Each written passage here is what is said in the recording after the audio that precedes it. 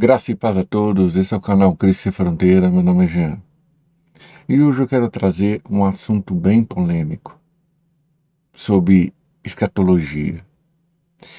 Podemos dizer na Bíblia quem sobe e quem fica? A Bíblia nos mostra ou nos fala quem sobe e quem fica, porque eu acredito que haverá um grande arrebatamento. Eu sou pré-tribulação. A Igreja de Cristo não passará pela grande tribulação. Mas eu creio também que muitas pessoas meia boca e muitas pessoas que estão na igreja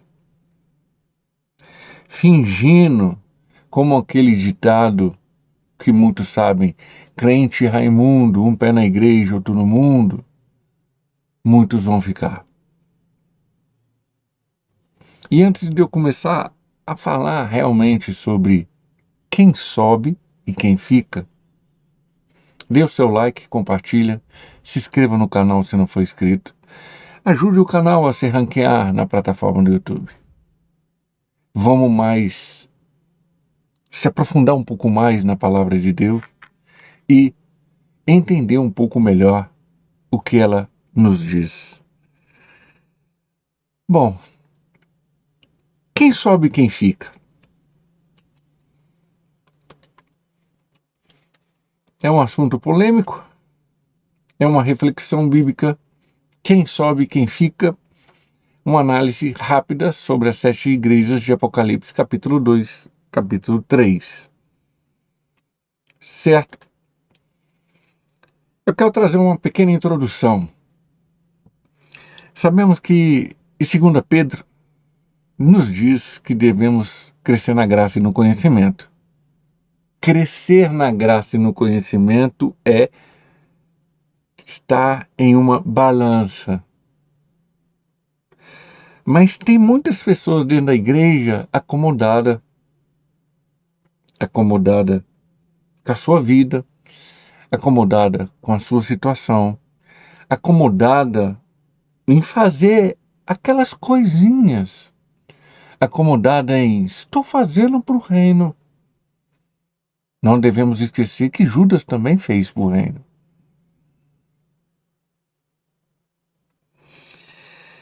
Sabemos também que em Hebreus capítulo 9 diz que o homem tem só uma vida.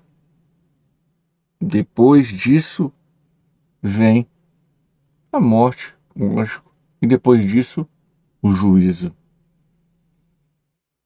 Deus tem uma justa justiça para cada um de nós. Deus conhece os nossos corações. Deus sabe de nossa intenção. Deus sabe de nossas lutas.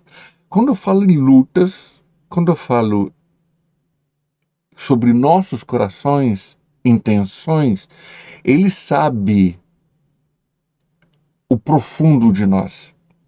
Aquelas pessoas que lutam, que batalham, aquelas pessoas que correm atrás, aquelas pessoas que têm decisões que, por algum motivo, possam vacilar, mas que continuam sua caminhada.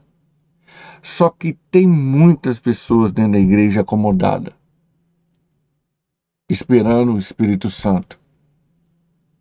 Há um ditado que, em um curso de teologia que eu fiz, que o professor falou, que é pastor, o Espírito Santo não é muleta de aleijado. Você tem que buscar conhecimento. E buscar conhecimento não é só na Bíblia. Existe muito conteúdos, existe muito livros de pessoas relevantes que o Espírito Santo ajudou as pessoas a entender passagens. Existe muita pregação. Mas e o tempo que você está gastando? E como você gasta seu tempo? A Bíblia nos mostra e nos ajuda a entender, a aprender, a praticar. Ela é conclusiva, inerrante, exata, como uma matemática. E não deixa dúvida. Realmente, ela não deixa dúvida. Sobre Apocalipse, capítulo 2, capítulo 2, capítulo 3, que fala sobre as 7 igrejas. Aqui há uma divisão. Eu creio também sobre as 3 formas de entender Apocalipse. No caso, esses 2 capítulos. Há uma divisão histórica, há uma divisão profética e há uma divisão sobre pessoas. Pessoas que estão dentro da igreja.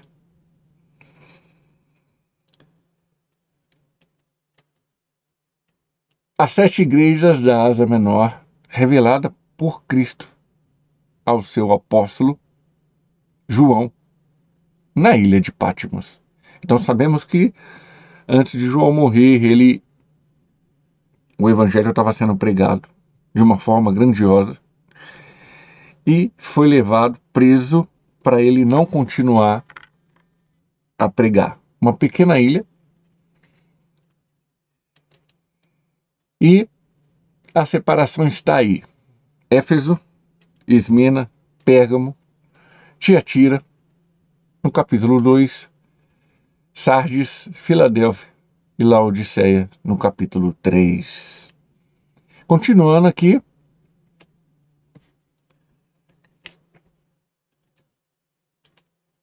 eu quero trazer 2 pontos em minha conclusão. Jesus sabe de tudo que ocorre e não há como enganá-lo. Lembra sobre a reflexão bíblica. Conheço tuas obras. Eu quero trazer essa reflexão para você, tanto eu, ter consciência do que estamos fazendo. E tem muita pessoa que está cauterizado pelo inimigo, dizendo que está fazendo pelo reino, mas na verdade se cauterizou. E cauterizar é uma das grandes armas do inimigo na vida do crente, na vida de uma pessoa. Ele cauteriza, se estrutura no achismo da pessoa, nessa estrutura que a pessoa faz, e a pessoa continua vivendo sua vida. Temos que buscar sempre mais. Preste atenção no que ele fala sobre as 7 igrejas. Éfeso, Esmirna, Pérgamo, Tiatira, Sardes, Filadélfia e Laodiceia. Vamos lá. Eu sei das tuas obras. Eu conheço as suas obras. Só para Tiatira que ele muda. Para as outras 6, ele usa a mesma expressão. Eu sei das tuas obras. Então Jesus sabe o que estamos fazendo. Jesus conhece a intenção do nosso coração. Jesus conhece o mais íntimo de nós com relação ao reino. Jesus sabe a intenção que temos com relação ao que buscamos, como buscamos e para que buscamos. Jesus sabe a centralização nossa.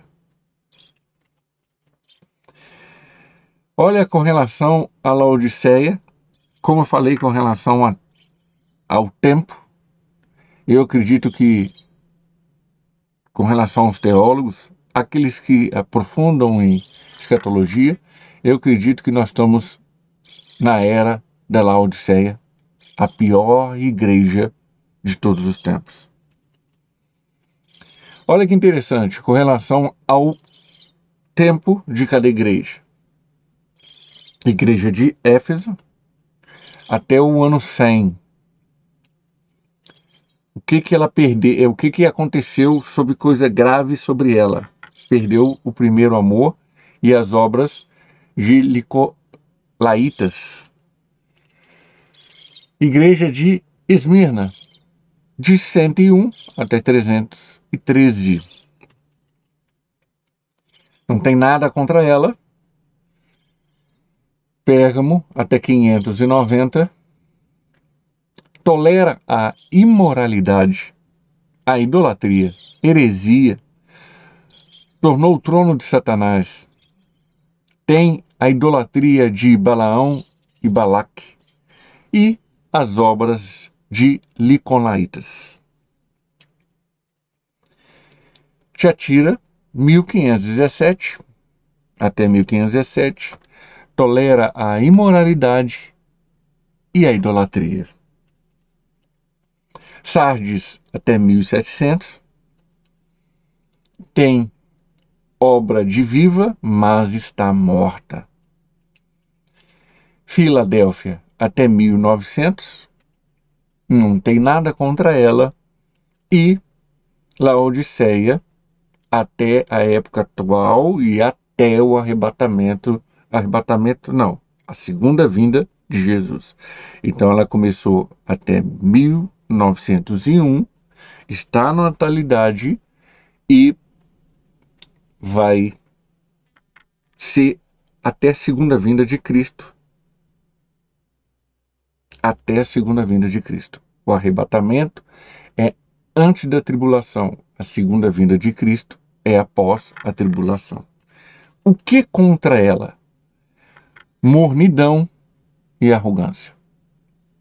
Então eu creio que nessa 7 estrutura está, historicamente, como elas existiram, na Ásia Menor, na atual Turquia, profeticamente, e tipos de pessoas dentro da igreja, tipos de crentes, de cristãos, ou que fingem que são cristãos. O segundo ponto, para ser direto, Jesus não vai aliviar para ninguém. A primeira vinda de Cristo é como cordeiro. O Deus Pai entregou o seu Filho para salvar o mundo. Para todos. A segunda vinda dele, ele não vai aliviar para ninguém. E como está escrito para as 7 igrejas, eu conheço as tuas obras. Aí eu trouxe 4 pontos. 4 pontos com relação a isso. E o primeiro ponto é: o que estão na carne não agradam a Deus e não herdarão o reino. O reino de Deus. Romanos 8:8. Portanto, os que estão na carne não podem agradar a Deus. Não conseguem agradar a Deus. Gálatas capítulo 5, a obra da carne, fruto do Espírito Santo, o finalzinho do versículo 21. E coisas semelhantes a essas, acerca dos quais vos declaro, como já antes vos disse, que os que cometem tais coisas não herdarão o reino de Deus. Não vai herdar. Não é eu que estou falando. Está na Bíblia. Não é eu que estou falando. Paulo, no versículo 19, 20 e 21, relata em torno de 18 palavras associadas à obra da carne. E ele conclui assim: coisas semelhantes a essa. Quem comete não herdará o reino de Deus. Segundo ponto. Amigo do mundo é inimigo de Deus. Não seja moldado pelos padrão do mundo. A Bíblia deixa bem claro com relação a isso. O crente que é meia boca, o crente que está no muro, o crente que está entre... não consigo desagradar, não consigo tem que ter empatia com todo mundo.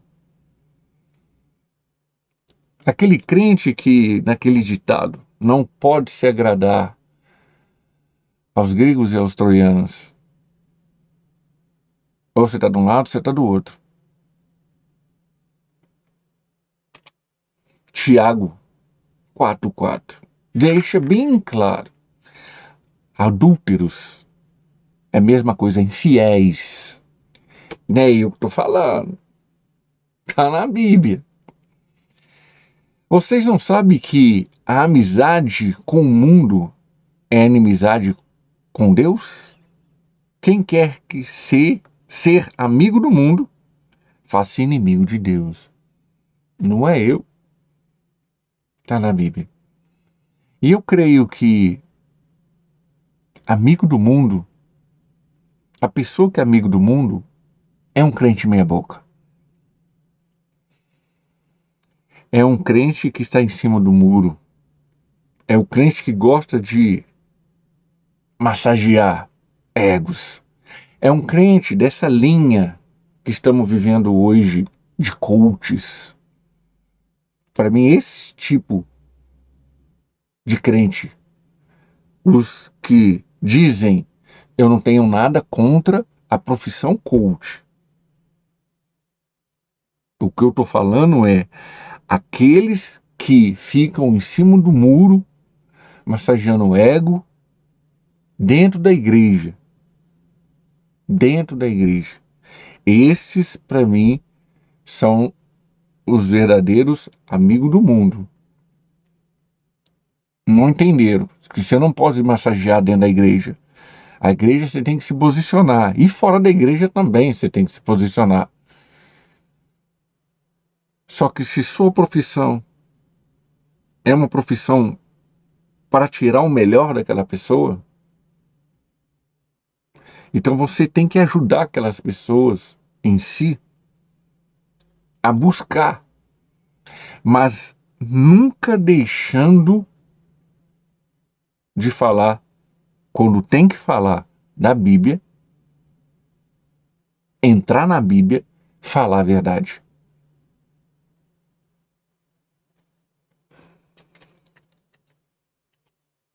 Terceiro ponto. Devemos ser transformados pela renovação da mente. Entendimento.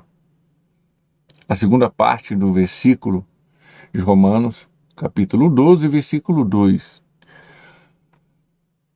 Transforme-se pela renovação da sua mente, para que sejam capazes de experimentar e comprovar a boa, agradável e perfeita vontade de Deus. Viver o extraordinário de Deus. Entender que a nossa mente, o nosso padrão de mente é mundano, tanto a minha como a sua. Todos os seres humanos são caídos e todos os seres humanos, alguns mais, alguns menos, mas todos têm a mesma estrutura de padrão. Por isso que Tiago 1, versículo 14 e 15, quando fala sobre o estágio da tentação, ele diz que cada um é traído e engodado por sua própria concupiscência. Cada um tem a sua concupiscência, a sua intenção, o seu desejo, a sua intensidade. Cada um. Mas devemos moldar e ser moldado, ser estruturado pela renovação de uma mente diferente. A única mente diferente que esteve em terra se chama Jesus Cristo. Reencarnou, mostrou o padrão exato, perfeito de um ser humano antes de Adão cair. E agora está à destra de Deus Pai. Ele mostra para podermos experimentar e comprovar o extraordinário de Deus, que é bom, agradável e perfeito. Em 1 Coríntios 2, 16. Quem conheceu a mente do Senhor para que possa instruí-lo? Nós, porém, temos a mente de Cristo. Aqui ele está falando para os crentes da igreja de Corinto, da cidade de Corinto. Temos a mente de Cristo, então temos que buscar essa renovação, esse entendimento, essa busca. Por isso que Paulo fala 3 vezes, sejam meus imitadores. Porque ele imitou Cristo. Ele pode falar isso. Ele pode, porque aí a Bíblia é viva e eficaz. Está na atualidade. Não existe mudança na Bíblia e não precisa mudar nada na Bíblia. O que tem que mudar é nossa mente. Com essa hipergraça de agora, com esse liberalismo teológico que está entrando, difundindo na igreja, confundindo grandes pastores, grandes pessoas, e tudo é hipergraça, tudo é liberal. Não é. Não é. Eu conheço as tuas obras. 4º ponto. Só quem faz a vontade de Deus que entrará no seu reino eterno. Mateus 7, versículo 21. Nem todo aquele que me diz Senhor, Senhor, entrará no reino dos céus, mas apenas aquele que faz a vontade do meu Pai que está nos céus. Jesus deixa bem claro. Só aquele que faz a vontade de Deus. E essa vontade de Deus, assim como a vontade de Deus que está aqui em Romanos 2, é telema. Vontade telema. Essa vontade é telema. Essa vontade telema é vontade descritiva. Está escrito. Só aquele que faz a vontade do que está escrito herdará o reino de Deus. Só aquele que faz a vontade do que o Espírito Santo fez em torno de 40 pessoas escreverem, eles foram os escritores. O autor é Deus, é Jesus, é o Espírito Santo, é o Trino.